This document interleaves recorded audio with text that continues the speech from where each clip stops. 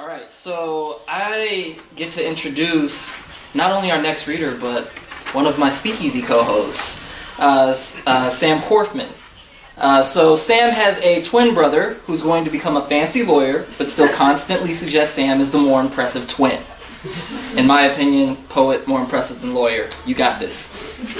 When home for Thanksgiving, Sam's mother suggested that the extended family would enjoy hearing a poetry reading, which he thought was a bad idea. But you can tell him later if you think the drunk cousin he hadn't seen in 6 years would have appreciated it.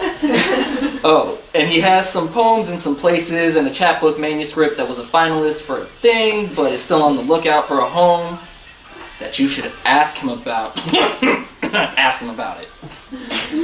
Ladies and gentlemen, Sam Corfman.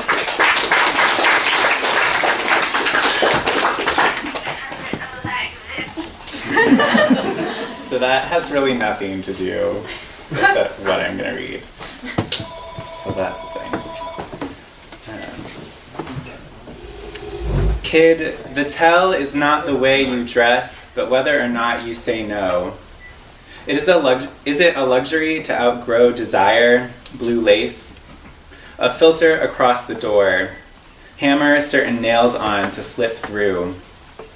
Clear over flesh looks painted pink. Shrink wrap your skin away. Remember the game in which you were chased but never caught? Where if you stopped running, you could keep the distance you'd earned?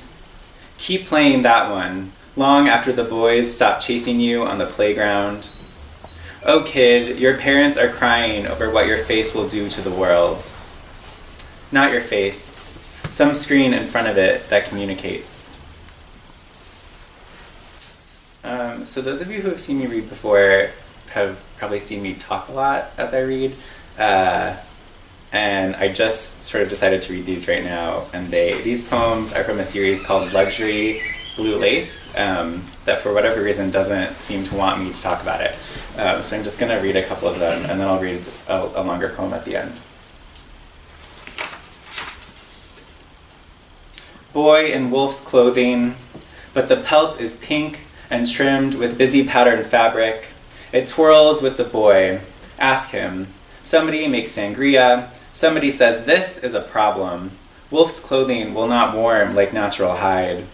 But if pelts are pretty, he will sacrifice and shiver, because hide will stretch, but pain the side under ribs, will not let him give way, will keep a memory of a twirl long after it has shredded. Child, less a companion, why do you wear this dress?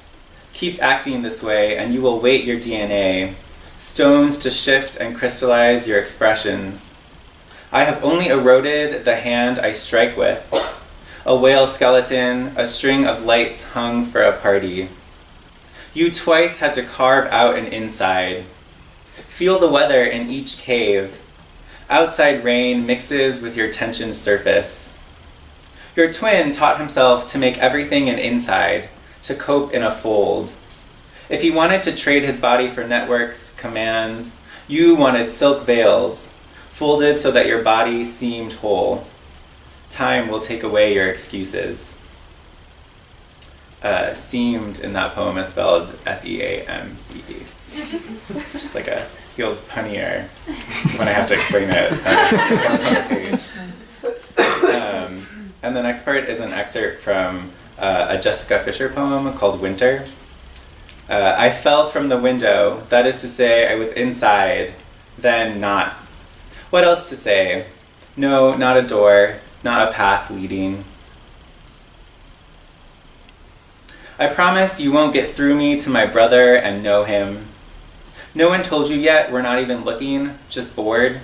No one ever wrote you a letter, careworn. If one twin is diagnosed, there's a 50% chance the identical twin will also develop symptoms. So you keep reminding me, but I promise I'm well aware of what gets thrown between us. How arbitrary 50% is. I'm an unwilling participant in this study. I can't talk about when I wanted a different body, but I can threaten you, dear scientists, can wake up every day asking which one of you thinks I'm perfect, show up and prove everyone wrong. I learned to walk incorrectly. I am noticeable in a crowd if the crowd moves, distinguishable from an impression. There is more give for giving today, who call it swagger. Whose swagger? Too much hip for a boy, less than a man. Does walking mean walking a runway to put oneself on show? Sometimes I invent a more straightforward stride, landing not one in front of the other, but in two lines. Doesn't it hurt you to run, to land so heavily? It hurts to force apart a line. A way is opened, a hole is made. That last line is a line of Young Me, Kim's, that I just stole. Tulle and taffeta rust, left alone. Even on land, they attract sharks. Dear one, rags are unbecoming unless you want them there. Tell me how to read them like the dregs of everyday Earl Grey, how to find that soloist's pirouette in the scraps. Here are 3 signs. 1, I am.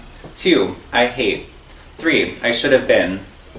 Fill out a third of the application correctly. This is the comfortable trap, the metal of it singing and clicking, evidence and claim to fabricate them into being. I wanted magic and the chance to fix a mistake without changing, without the pain of moving through air and time. But then it would have been an experiment, or it was anyway, and I failed. I am trying not to fail. Okay, and the other poem that I'm going to read is not as long, but I have a friend who's a studio artist, who's a ceramic artist, and we swap art stuff a lot, and she recently just sort of was like, by the way, I started making some of your words out of clay. I was like, what? What do you mean? And she was like, oh, I started sculpting them in my ceramic studio. And I was like, okay, cool, you should keep doing that. So this is the poem that she stole some lines from that she's in the process of making out of clay. To be a lake among oceans. Here's an ending, when before it ends, we all go to the beach. Remind me why that house was called a ziggurat, because it was dark. Jetsam floated through the air. Stardust was a drug. I stopped trying to come up with a color for the water, closed my eyes every time I went under, and pretended that I was on vacation from that vacation. I'd fallen in love with something I left, moved to a desert founded on the promise of an ocean and never night, broken the first night that fell.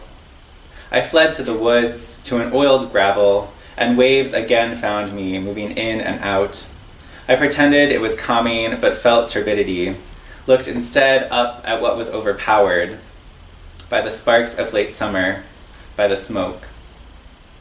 Again and again, my love was mocked from the opposite sides, where they tout their smooth sounds and greater vowels, their connection to another island. We have depth too, I said, opening my mouth in the ripples. We have places where I make my own light. Returning one more time from the salt mine to the oasis, I didn't want such sediment in the arms that held me. I'll take the coded warning and stay on the sand, waiting for the band to lift. Near the shore, this water is warm enough to sleep in. We stretch our arms and reach the length of a city. We walk only a mile.